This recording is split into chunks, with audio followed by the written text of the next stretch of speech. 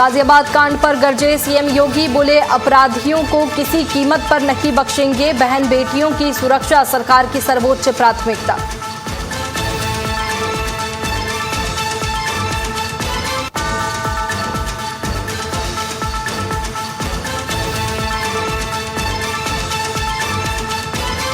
गोरखपुर में सीएम योगी ने लगाया जनता दर्शन, फरियादियों की शिकायत सुनकर समाधान के दिए निर्देश, जरूरतमंद को समय पर न्याय देना प्राथमिकता। गाजियाबाद कांड पर गरजे सीएम योगी, बोले अपराधियों को किसी कीमत पर नहीं बख्शेंगे, बहन बेटियों की सुरक्षा सरकार की सर्वोच्च प्राथमिकता।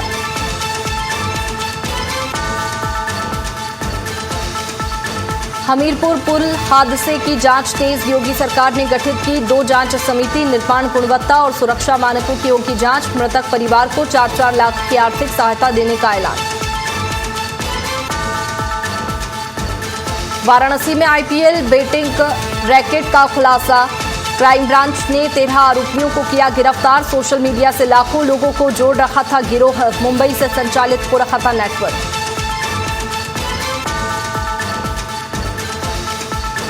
आपके साथ में वैष्णवी बुलेटिन की शुरुआत करेंगे खबरों के साथ, जहां सीएम योगी आदित्यनाथ के गोरखपुर दौरे का आज दूसरा दिन है। कुशीनगर को विकास परियोजनाओं की बड़ी सौगात देंगे सीएम योगी आदित्यनाथ। 376 करोड़ की 271 योजनाओं का लोकार्पण शिलान्यास करेंगे। हरिहरपुर में कार्यक्रम में शामिल होंगे सीएम योगी। बता दें कि विभिन्न विभागों की प्रदर्शनी का अवलोकन करेंगे, विकास कार्यों की वीडियो प्रस्तुति भी देंगे। बता दें कि चिलुआताल सौंदर्यीकरण परियोजना का लोकार्पण किया जाएगा। गोरखपुर कुशीनगर दौरे पर मुख्यमंत्री योगी आदित्यनाथ, बता दें कि गोरखपुर कुशीनगर दौरे पर मुख्यमंत्री योगी आदित्यनाथ और कई विकास कार्यों की सौगात देंगे, विभिन्न विभागों की प्रदर्शनी का अवलोकन करेंगे। बता दें कि गोरखपुर दौरे का दूसरा दिन है। कुशीनगर को विकास परियोजनाओं की बड़ी सौगात आज सीएम योगी आदित्यनाथ देंगे। करोड़ों के विकास कार्यों की सौगात देने वाले हैं। योजनाओं का लोकार्पण शिलान्यास सीएम करेंगे। ज्यादा जानकारी के साथ पवन हमारे साथ में लाइव जुड़ चुके हैं। पवन, गोरखपुर कुशीनगर के दौरे पर है सीएम योगी आदित्यनाथ, किन कार्यक्रमों में शामिल होंगे और क्या सौगातें आज जनता को मिलने वाली है?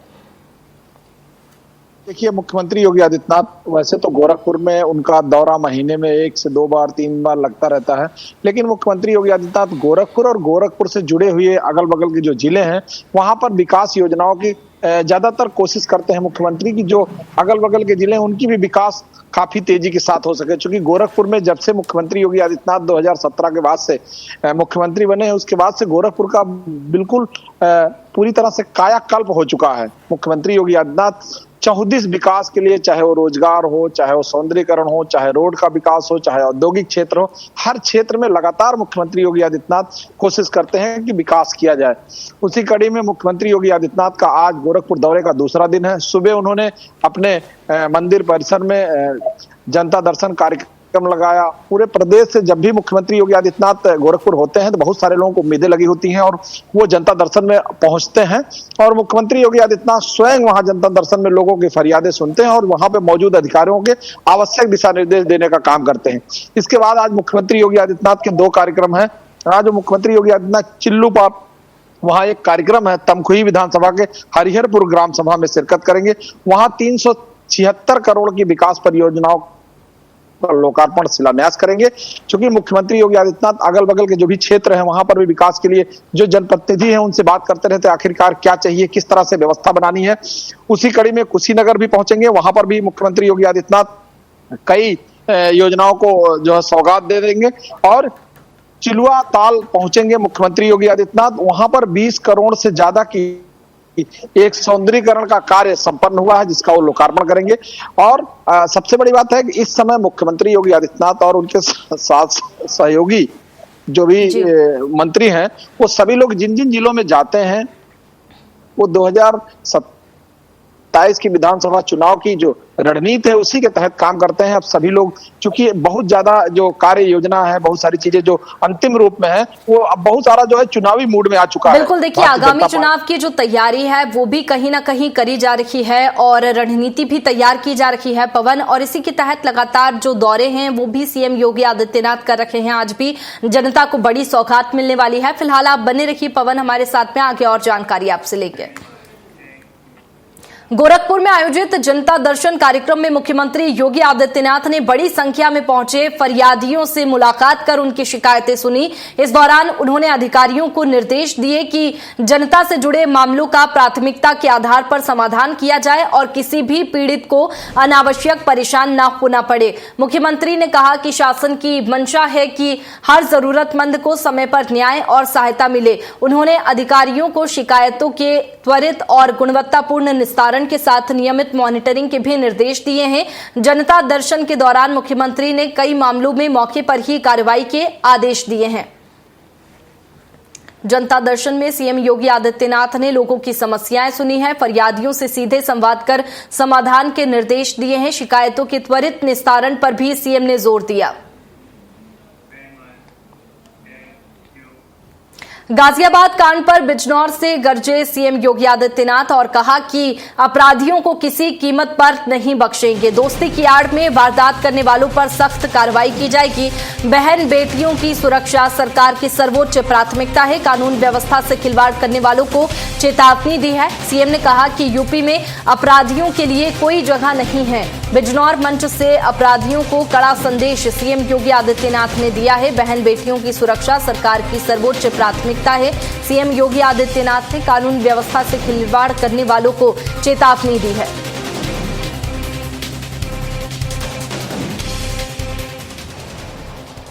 आपने भी गाजियाबाद में देखा होगा,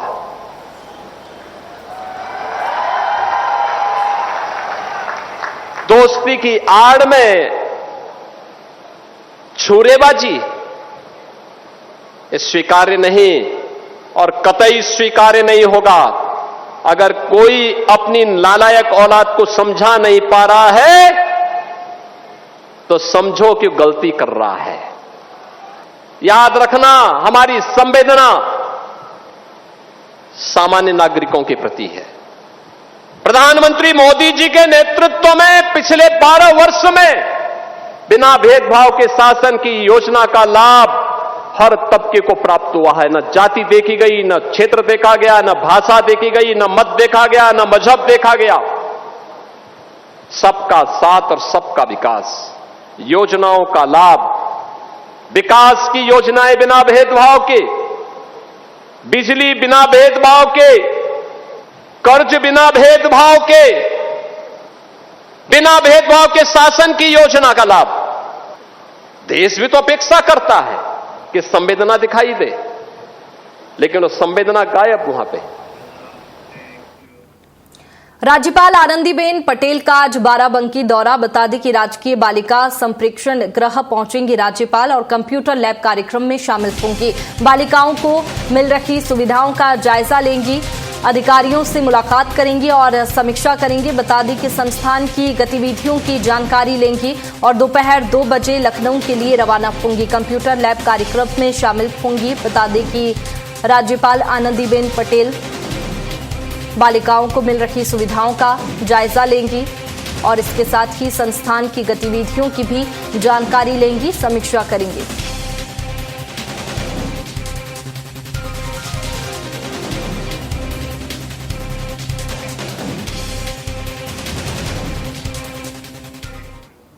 उत्तर प्रदेश में संस्कृति, इतिहास और राष्ट्रभक्ति को जन जन तक पहुंचाने के लिए योगी सरकार एक बड़ा सांस्कृतिक अभियान शुरू करने जा रही है। राष्ट्र चेतना महाअभियान के तहत प्रदेश भर में ऐतिहासिक, साहित्यिक और राष्ट्र नायकों पर आधारित नाटकों का मंचन किया जाएगा। इस अभियान का उद्देश्य युवाओं को देश के गौरवशाली इतिहास, सांस्कृतिक विरासत और महान विभूतियों के योगदान से जोड़ना है। अगस्त 2026 से शुरू होने वाला यह अभियान फरवरी 2027 तक चलेगा और लाखों युवाओं तक राष्ट्र निर्माण का संदेश पहुंचाएगा। बता दें कि ये विशेष अभियान यहाँ पर योगी सरकार चलाने वाली है, जिसमें इतिहास से रूबरू कराया जाएगा युवाओं को। स्कूलों विश्वविद्यालयों में भव्य नाट्य मंचन होंगे। ज्यादा जानकारी के साथ पवन हमारे साथ में जुड़ गए हैं। पवन, ये अभियान चलाया जाएगा, युवाओं को इतिहास से रूबरू कराया जाएगा, किस तरह से जो प्रक्रिया है वो अभियान की होगी, कैसे युवाओं को जोड़ा जाएगा अभियान से?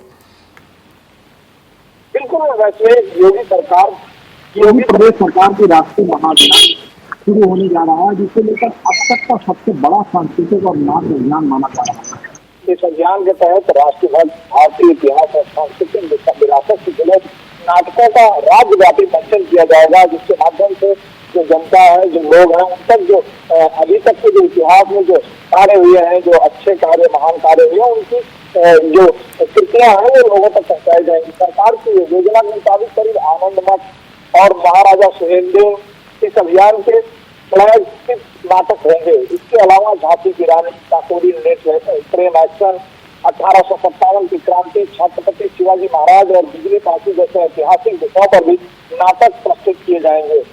साहित्य और राष्ट्रीय चेतना से जुड़े महापुरुषों पर आधारित प्रस्तुतियों में रश्मि रखी, अटल बिहारी वाजपेयी, मुंशी प्रेमचंद, सूर्यकांत त्रिपाठी निराला, भारतेंद्र हरिश्चंद्र और वीर सावरकर जैसे नाम शामिल हैं। यह अभियान प्रदेश के सभी जिलों के विद्यालयों, विश्वविद्यालयों, संग्रहालयों और सांस्कृतिक केंद्रों तक पहुंचाया जाएगा। जून 2026 से इसकी तैयारियां शुरू होंगी, जबकि 2 अगस्त को लखनऊ में पहला भव्य प्रदर्शन किया जाएगा। बिल्कुल, देखिए, बड़े भव्य कार्यक्रमों के जरिए युवाओं को जोड़ने की कोशिश की जाएगी और इतिहास से रूबरू कराया जाएगा। पवन, आप बने रहिए हमारे साथ में, आगे और जानकारी आपसे लेंगे। हमीरपुर में निर्माणाधीन पुल हादसे के बाद जांच प्रक्रिया तेज कर दी गई है। हादसे की जांच के लिए जिला प्रशासन और सेतु निगम की 2 अलग अलग समितियां गठित की गई है।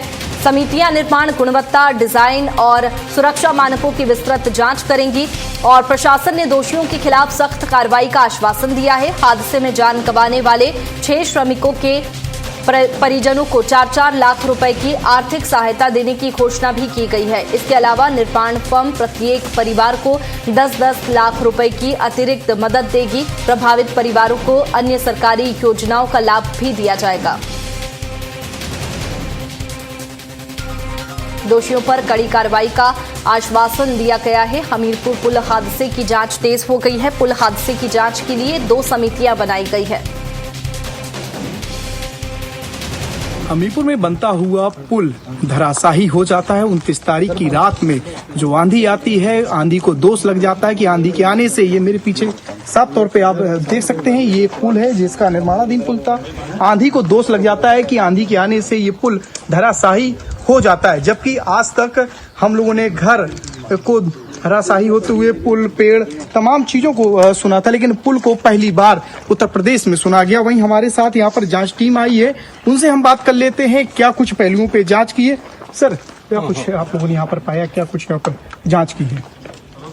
प्रथम दृष्टया तो यही है कि ये पुल जो सेगमेंट सब लॉन्च कर दिए गए थे, इसमें केबल पड़े हुए हैं और उसके प्री स्ट्रेसिंग का प्रोसीजर होता है, 1-2 दिन लगता है और ये खींच नहीं पाए थे। नेक्स्ट डे ही खींचना था और तब तक के अंदर जो तेज आंधी आई उसके थ्रस्ट से है उसमें पूरा स्विंग करने लगता है।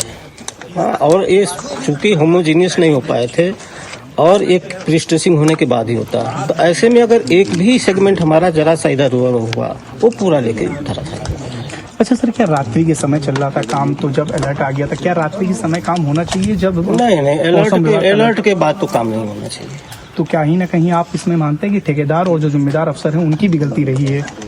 अब इससे क्योंकि सर 6 मजदूरों की मौत सवाल है, दुर्भाग्यपूर्ण रहा है। और अभी हम तो कई जगह देखे हैं तेज हवाओं के चलते, जो अभी आपका केन नदी पर, केन तक पुल है बाधा के पास में, वो लेबर हम पहुंचे थे, सर काम क्यों नहीं कर रहे? तो आंधी नहीं तेज थी, वो इतनी तेज हवा थी। अच्छा, ये खुला एरिया है, इसमें वैसे भी हवा बहुत तेज लगती है, नॉर्मल एरिया में कम लगता है, इसमें ज्यादा ही हो जाता है। वो लेबर काम नहीं, कंक्रीट करने के लिए काम नहीं करना। अब यहाँ किन परिस्थितियों में वो ऐसी असुरक्षित जगह पर काम किए थे? कहीं ना कहीं सर आप भी मानते हैं क्या ये आंधी से ही ये पिलर गिरा हुआ है? नहीं, पिलर देखिए आधे के वजह से ये जो आपका पियर जो है जो स्विंग किया है, और एक आध सेगमेंट भी जरा सा इधर उधर हुआ किसका, तो सबको लेकर जाना चाहिए। उनको भी कहीं न कहीं इस जांच रिपोर्ट से न्याय मिलेगा और जो लापरवाह अधिकारी हैं या लापरवाह ठेकेदार हैं उनके ऊपर सख्त कार्रवाई भी की जाएगी। हमीरपुर से स्वराज एक्सप्रेस के लिए धर्मेंद्र महाजन। वाराणसी में आईपीएल बैटिंग रैकेट का बड़ा खुलासा हुआ है। क्राइम ब्रांच ने 13 सटोरियों को गिरफ्तार कर लिया है। सोशल मीडिया से लाखों लोगों को ये गिरोह जोड़ रखा था। 17 मोबाइल, 10 लैपटॉप और क्रिप्टो वॉलेट बरामद किया गया है। मुंबई से संचालित हो रहा था ऑनलाइन सट्टा नेटवर्क मास्टरमाइंड रितेश दिवाकर शुक्ला की तलाश तेज कर दी गई है। एक महीने में 20 करोड़ के दांव का खुलासा हुआ है और इसी के साथ ऑनलाइन बैटिंग नेटवर्क की जांच में पुलिस जुट गई है। बता दें कि 17 मोबाइल, 10 लैपटॉप बरामद किए गए हैं। मुंबई से संचालित हो रहा था ऑनलाइन सट्टा का ये पूरा नेटवर्क अब फिलहाल पुलिस मामले की जांच में जुटी हुई है। कई खुलासे हो सकते हैं क्योंकि कई आरोपी सटोरिये भी गिरफ्तार हुए हैं। 13 सटोरियों को फिलहाल गिरफ्तार किया है क्राइम ब्रांच ने। सोशल मीडिया से लाखों लोगों को ये पूरा गिरोह जोड़ रहा था और मुंबई से ही पूरा नेटवर्क संचालित हो रहा था। 17 मोबाइल, 10 लैपटॉप और क्रिप्टो वॉलेट बरामद किए गए हैं और भी खुलासे हो सकते हैं। फिलहाल सटोरियों से पूछताछ भी हो रही है, तो ऐसे में कई खुलासे की उम्मीद जताई जा रही है। फिलहाल ऑनलाइन बैटिंग नेटवर्क की जांच पुलिस कर रही है। देखिए, सेफ हेवन की बात तो मैं नहीं कह सकता। उल्लेखनीय बात यह है कि इसमें से जो 2 मुख्य अभियुक्त हैं वो ओरिजिनली बनारस के रहने वाले हैं, यहाँ की आबोहवा से वाकिफ हैं। अभी फॉर द टाइम बिंग वो वहाँ मुंबई में रह रहे थे। एक ये वजह समझ में आ रही है, बाकी उनसे पूछताछ करके इसके बारे में और पता लगाया जाए। जी, कुल कितने गिरफ्तारी हुई? कुल इसमें 13 व्यक्तियों की गिरफ्तारी हो चुकी है। महादेव ऐप से भी इनका लिंक है, पूछताछ में क्या कुछ इसके विषय में पूछताछ करके जानकारी भी प्राप्त की जा रही है। वाराणसी में कब से रह रहे थे सर? ये पिछले रहने वाले तो यहीं के हैं, बीच में ये मुंबई में चले गए थे, लेकिन अभी यहाँ करीब 8 से 10 महीने पहले आकर के वहाँ से ऑपरेट कर रहे हैं। और चलिए इसी पर ज्यादा जानकारी के साथ पवन हमारे साथ में लाइव जुड़ चुके हैं। पवन, कैसे इस पूरे गिरोह का पर्दाफाश हुआ है, कैसे गिरोह तक पुलिस पहुंची है? बिल्कुल वैष्णवी, देखिए जिस तरह से सट्टेबाजी का खेल चल रहा है, वैसे सोशल मीडिया इतना तेज है कि बहुत सारे लोग सोशल प्लेटफॉर्म से ही जानकारी इकट्ठा कर लेते हैं, क्योंकि लोगों को लगता है कि हम मोबाइल यूज कर रहे हैं, अपने कमरे में बैठे हुए हैं, तो इसकी जानकारी लोगों तक नहीं पहुंचेगी। लेकिन सोशल प्लेटफॉर्म इतना तेज है कि कोई भी घटना एक कोने से दूसरे कोने पहुंचने में मात्र कुछ सेकंड लगते हैं। ऐसे में जिस तरह से सटोरियों का ये खेल चल रहा था, इसमें ये जो रितेश दिवाकर शुक्ला है, ये पूरी तरह से एक बड़ा गैंग तैयार किया था, जिसमें करीब 2 लाख से ज्यादा लोगों को अपने नेटवर्क में जोड़ रखा था। बताया जा रहा कि चूंकि ये वाराणसी का रहने वाला है और इसने बॉम्बे में जाकर के कुछ ऐसे नेटवर्क से जोड़ के रखा, जहां से उसका पूरा नेटवर्किंग, गेम नेटवर्किंग सिस्टम को जोड़ा, जिससे कि वो सटोरियों को अपने साथ जोड़ता था। और अभी पिछले महीने जिस तरह से जानकारी मिली है, करीब ये 20 करोड़ रुपए तक का ये लोगों ने सट्टा लगाया था। क्योंकि जब आप करीब 1 से 1.5 लाख 2 लाख लोगों को अपने नेटवर्क में जोड़ेंगे, तो जाहिर सी बात है कि कितनी भी लोग हों, लेकिन कहीं न कहीं इस बातें सामने आती हैं। और इस समय पुलिसिंग भी उत्तर प्रदेश के लिए मुख्यमंत्री योगी आदित्यनाथ ने जिस तरह से जीरो टॉलरेंस की नीति अपनाई है, और बहुत सारी लेटेस्ट मशीनें भी इस समय यूज हो रही हैं, जिसमें अगर आप कुछ भी सोशल प्लेटफॉर्म पे करते हैं तो उसकी जानकारी पुलिस को होती है। और इसी कड़ी में कहीं न कहीं से जब कोई खुलासा होता है, कोई जानकारी मिलती है, इस जानकारी की बात पुलिस लगातार जांच करने लगी। और जांच करने में जब पूरी तरह से सुराग और पूरी तरह से जब साक्ष्य इनके हाथ में आए, तो इस रितेश दिवाकर शुक्ला के साथ 13 लोगों को गिरफ्तार किया गया, जिसके साथ 10 लैपटॉप, कई मोबाइलें और करीब 1 करोड़ से ज्यादा क्रिप्टो करेंसी भी इनके साथ बरामद हुई है। अब सबसे बड़ी बात है कि इसके पीछे और कौन लोग हैं, किस तरह से ये काम कर रहे हैं, यहाँ से लेके बॉम्बे तक और देश में कहां कहां इनका नेटवर्क फैला हुआ, इन सभी पे पुलिस जानकारी ले रही है, जांच कर रही है। अब आने वाले समय में यह पूरी जानकारी हो पाएगी आखिरकार ये लोग कितना दिन से काम कर रहे हैं। वैसे अभी तक की जो जानकारी बताया जा रहा है, करीब 8 से 10 महीने का इनका पूरा यह खेल है, और इसमें करीब 1.5 से 2 लाख से ज्यादा लोगों को जोड़ रखा है, और जिसमें सट्टा लगा के और उस पैसे का खेल करते हैं। क्योंकि इस समय बहुत सारा आसानी से कहीं से भी एक दूसरे जगह तक पैसा भी ट्रांसफर किया जा सकता है, और सभी लोगों तक इंफॉर्मेशन भी पहुंचाई जा सकती है। और ये बहुत लोग इससे जुड़ रहे हैं, क्योंकि हर आदमी को कहीं न कहीं से फायदा चाहिए। और जो युवा पीढ़ी है वो बड़ी जल्दी पैसा कमाना चाहती है, उसे लगता है कि हमें कम मेहनत में कितनी ज्यादा और कितनी जल्दी पैसा आ जाए। उन सभी चीजों को, हर उस पहलू को तलाशते हैं, चाहे जो पढ़ने वाले बच्चे हों, इंजीनियरिंग वाले हों, डॉक्टर हों। बहुत सारी घटनाएं हमारे बीच में आ रही हैं, लेकिन युवाओं के प्रति जो बातें हैं जो सामने आ रही हैं उसमें उनको नहीं समझ में आता कि हम किस तरह से फंसेंगे और क्या हो सकता है आगे। युवाओं की सोच जो है वो जल्दी पैसा कमाने की और जल्दी आगे बढ़ने के लिए हर रिसोर्सेज को तलाशते हैं, उसमें कहीं न कहीं ये फंस जाते हैं और उसके बाद उसका जीवन, उनके परिवार का जीवन जिस तरह से तबाह होता है। मामले में 13 सटोरियों को गिरफ्तार किया गया है, जिनसे पूछताछ की जा रही है। पूछताछ में खुलासे भी हो सकते हैं और जो मुख्य आरोपी है, मुख्य सटोरिया है, उसे भी गिरफ्तार करने की कोशिश की जा रही है। जांच तेज कर दी गई है। बहुत शुक्रिया पवन आपका तमाम जानकारी के लिए। आगे बढ़ते हैं। आगरा दौरे पर पहुंचे मुख्य चुनाव आयुक्त ज्ञानेश कुमार ने देशवासियों को लोकतंत्र को मजबूत बनाने का संदेश दिया है। मीडिया से बातचीत के दौरान उन्होंने कहा कि निष्पक्ष और पारदर्शी चुनावों की सबसे बड़ी ताकत शुद्ध, सटीक और अद्यत मतदाता सूची होती है। उन्होंने सभी पात्र नागरिकों से मतदाता सूची के सत्यापन और नाम जुड़वाने की प्रक्रिया में सक्रिय भागीदारी की अपील की है। इस दौरान उन्होंने बताया कि 5 राज्यों के चुनाव संपन्न होने के बाद वो अपने माता पिता का आशीर्वाद लेने के लिए आगरा आए हैं। साथ ही कैलाश मंदिर में दर्शन कर देश की समृद्धि और लोकतंत्र की मजबूती की कामना भी की। SIR शुरू होने के बाद पहली बार माता पिता का आशीर्वाद लेने के लिए हमें जो आगरा आने का सौभाग्य प्राप्त हुआ। आगरा का हमारा परिवार रहने वाला है और मुझे सभी मतदाताओं को यही बोलना है कि शुद्ध मतदाता सूची ही पारदर्शी चुनाव का आधार है। बदायूं पुलिस ने भैंस चोरी करने वाले बदमाशों के खिलाफ बड़ी कार्रवाई करते हुए 2 अलग अलग थाना क्षेत्रों में मुठभेड़ के बाद 2 आरोपियों को गिरफ्तार किया है। हजरतपुर और बिनावर थाना क्षेत्र में हुई पुलिस कार्रवाई में दोनों बदमाशों के पैर में गोली लगी। पुलिस के अनुसार दोनों आरोपी भैंस चोरी की वारदातों में लंबे समय से सक्रिय थे और एक ही गिरोह से जुड़े होने की आशंका है। हजरतपुर क्षेत्र में कासगंज निवासी आरोपी को पकड़ा गया, जबकि बिनावर पुलिस ने दूसरे फरार आरोपी को दबोचा है। दोनों के पास से अवैध तमंचे और कारतूस बरामद किए गए थे। बता दें कि भैंस चोरों पर बदायूं पुलिस ने बड़ा एक्शन लिया है। 2 थाना क्षेत्रों में पुलिस ने मुठभेड़ की। दोनों बदमाशों के पैर में गोली लगी है। फिलहाल दोनों को गिरफ्तार कर लिया गया है। पूछताछ की जा रही है। भैंस चोरों पर बदायूं पुलिस का एक्शन। एक अवैध तमंचा 315 बोर, 3 खोखा कारतूस, जिंदा कारतूस तथा 1 भैंस अदद एवं 8,000 रुपये बरामद किया गया है। घायलों को चिकित्सा हेतु हॉस्पिटल भिजवा दिया गया है। इसमें अग्रिम विधिक कार्रवाई प्रचलित है। अयोध्या में 5वें बड़े मंगल के अवसर पर आस्था और श्रद्धा का अद्भुत नजारा देखने को मिला। सुबह से ही श्रद्धालुओं की भारी भीड़ हनुमानगढ़ी में उमड़ पड़ी, जहां भक्तों ने बजरंगबली के दर्शन कर पूजा अर्चना की और सुख समृद्धि की कामना की। मंदिर परिसर जय श्री राम और जय बजरंगबली के जयकारों से गूंज उठा। श्रद्धालुओं ने प्रसाद अर्पित किया और विभिन्न स्थानों पर आयोजित भंडारों में भी हिस्सा लिया। बड़े मंगल के अवसर पर सुरक्षा और यातायात व्यवस्था के विशेष इंतजाम किए गए हैं। पूरे दिन मंदिर परिसर में भक्ति और उत्साह का माहौल बना रहा। सहारनपुर में व्यापारी की पत्नी की दिन दहाड़े हत्या, घर के अंदर महिला का संदिग्ध शव मिला है। बता दें कि दिन दहाड़े वारदात से इलाके में दहशत का माहौल है। पुलिस ने सभी एंगल से जांच शुरू कर दी है। फॉरेंसिक टीम ने पड़ताल शुरू की। बता दें कि अंबेहटा पीर क्षेत्र में ये दर्दनाक वारदात हुई है। ज्यादा जानकारी के साथ सुनील हमारे साथ में फोन लाइन पर जुड़ गए हैं। सुनील, किस तरह से इस वारदात को अंजाम दिया गया, जांच में क्या कुछ सामने आ रहा है?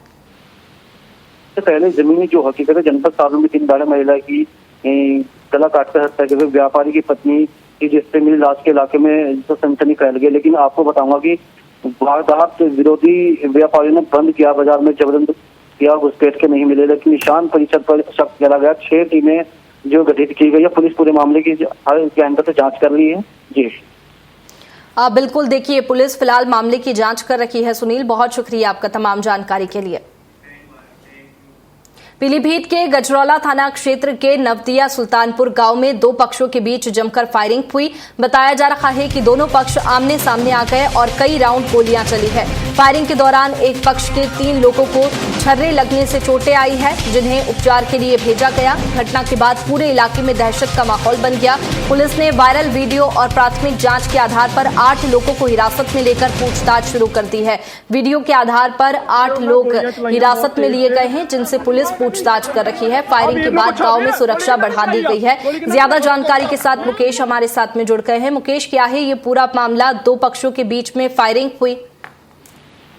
जी मैं बिल्कुल बताना चाहूंगा। पूरा मामला जनपद पीलीभीत के थाना गजरौला क्षेत्र का है, जहां पर दो पक्षों में मामूली कहा सुनी पर जब फायरिंग हुई, जिसमें 3 लोग गंभीर रूप से घायल हो गए। पुलिस ने 8 लोगों को हिरासत में ले लिया है, बाकी पूछताछ करी जा रही है। बिल्कुल, देखिए फिलहाल फायरिंग के बाद में सुरक्षा भी बढ़ा दी गई है, पुलिस भी अलर्ट मोड पर है। बहुत शुक्रिया मुकेश आपका तमाम जानकारी के लिए।